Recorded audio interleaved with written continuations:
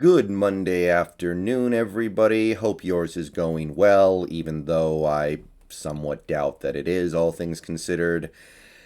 We still got to talk about it, though. We got to sit here for however long it takes to talk about this team, talk about what they're doing, talk about what they can do to get better, and we just got to keep grinding on it until the team either does something better or completely falls apart. So, it's Monday afternoon, so we are talking snaps. It is time to take a look at the snap count for the Seahawks against the Colts. I'm sorry, the Vikings, and see how their snap counts look through the first three games. And there's going to be a lot of negative stuff to talk about this week because it was a very ugly loss to the Vikings.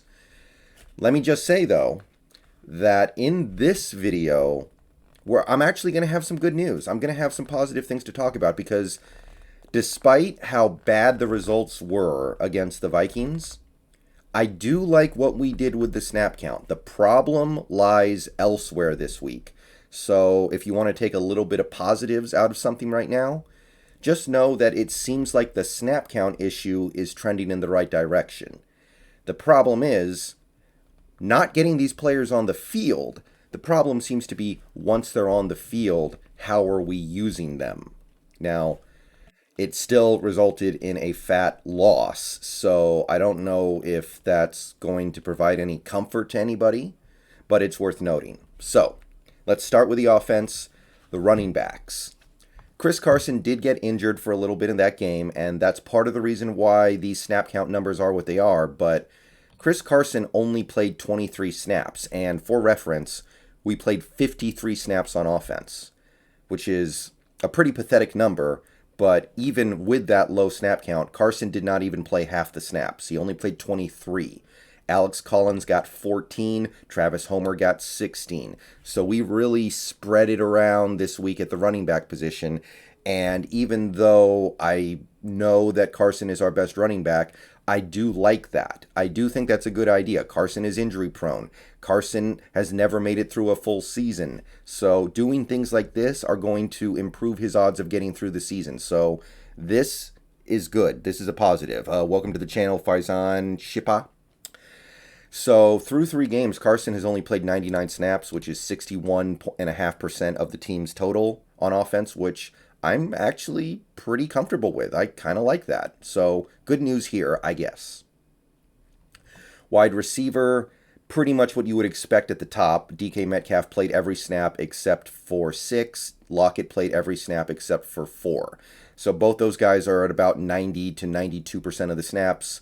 Basically what you would expect. They come out a few plays a game for rest or because they're playing a one receiver or no receiver formation or what have you, but it's pretty much exactly what you would expect. The only other thing of note here, and this is actually somewhat interesting, Freddie Swain really getting a big role in the offense, and he played almost as many snaps as Metcalf and Lockett did. He played 45. He's up to 109 on the season. And I'm not going to talk about whether or not Freddie Swain is a good player. I know that he's doing the best that he can, and I don't dislike him, and he's got something.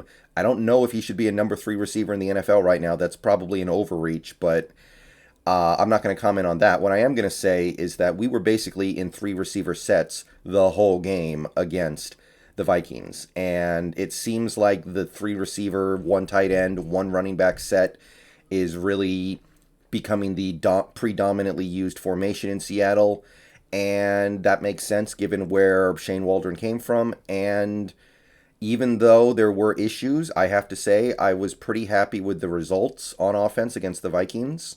So I think we are at least trending in the right direction there. Now, I would like to have somebody better than Freddie Swain at number 3.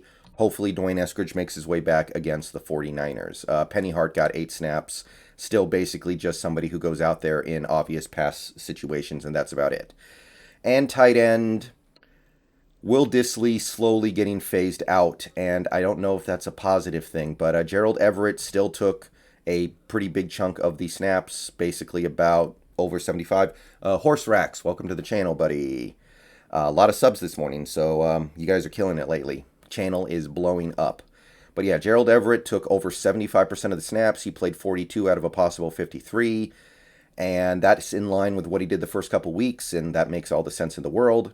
Will Dissly, however, his role continues to get diminished. He played only 20 snaps against the Vikings for a share of, 40% approximately. And Tyler Mabry played one snap against the Vikings. So seems like Everett is pretty clearly becoming the dominant tight end in this offense. And I don't have a big problem with that. I still think we could utilize two tight end sets a little bit more than we are. I don't love the fact that we're completely moving away from Dissly. That's the one thing in this snap count video that I'm not so sure about. But I also recognize that the offense, given the fact that they had basically 7 possessions and one of them was with 30 seconds left at the end of the first half, they did produce fairly well. They moved the ball. They didn't stall out and go. I don't think they had any 3 and outs against the Vikings. So what they're doing is on some level working. Okay, now we go over to the defense. And as much as the defense was terrible, I don't think it was because of the snap count specifically. So for those of you who were keeping an eye on these numbers and wondering what the heck was going on, I kind of like the way we played things this week. So first, before we talk about the individual snap counts, the Seahawks played 75 snaps on defense against the Vikings. Now, that's the fewest snaps they've played in a game this season, but it's still way more than we need to be playing. 75 snaps is a problem, and the Seahawks need to do something to address that. And I don't care if the solution is allow 80-yard touchdowns every play so you get off the field faster. Just do something, because these guys are going to be dead by the end of the season at this rate. I promise you. That being said, for being in that terrible situation, I kind of like how we divvied up snaps on the defensive line. Carlos Dunlap, Alton Robinson, and Rasheem Green all played exactly 42 snaps. That's pretty keno. And Kerry Hyder got injured in this game and only played 13. And Benson Mayowa came in injured and did not play. So I kind of like it. This is balance. This is the kind of stuff that I was imagining going into the 2021 season. Now, playing 75 snaps kind of diminishes the effect of this. To a certain extent, you're not getting the full benefit of spreading snaps around when there are too many snaps to go around. But this is something, at least in the ballpark, of what I was hoping for. The problem is, and I'm going to talk more about this later this week, what are they doing when they're out there? I think there were at least a dozen plays where one of our best pass rushers, Dunlap, Robinson, Taylor, whoever, was dropping into coverage. That needs to stop. Let your pass rushers rush. Stop dropping them into coverage. They're not good at it, and it's not working. So the question now is, you've got the right guys on the field, and you've got the rotations down. You got to have them do the right things. But we'll talk more about that later this week. Defensive tackle rotation was actually rock solid for me. Poona Ford played 53 of 75 snaps. Seems about right. He's at 70% on the year. Al Woods played fewer snaps than last week because, well, the Vikings passed the ball a little bit more. 32 snaps. He's got about a 50% share through 3 games. Collier, the ever inactive LJ Collier, no comment. Brian Monet, 34 snaps. I think we were kind of sort of taking it easy on him because it was his first game back, but it's a pretty decent share of snaps for a guy of his caliber. And Robert Kimdichie actually got a lot of snaps. He's up to 80 on the season now. I don't know if he played good or bad. I'm going to have to review some stuff to figure that out, but Kimdichie seems like he's working his way into being a key part of this defensive line. Okay, linebacker. Let's dive into this a little bit. Some interesting stuff here. Bobby Wagner played every snap. That's not interesting. He always plays every snap unless he gets hurt. Jordyn Brooks played 50 snaps. Cody Barton played 25. If you do the math, you can see that Jordyn Brooks basically played every snap except for the snaps where he was benched for Barton. And I am 90% sure that Brooks was benched. He was not given a rest. He was not rotated. He was benched in that game because he did something that Carroll did not like.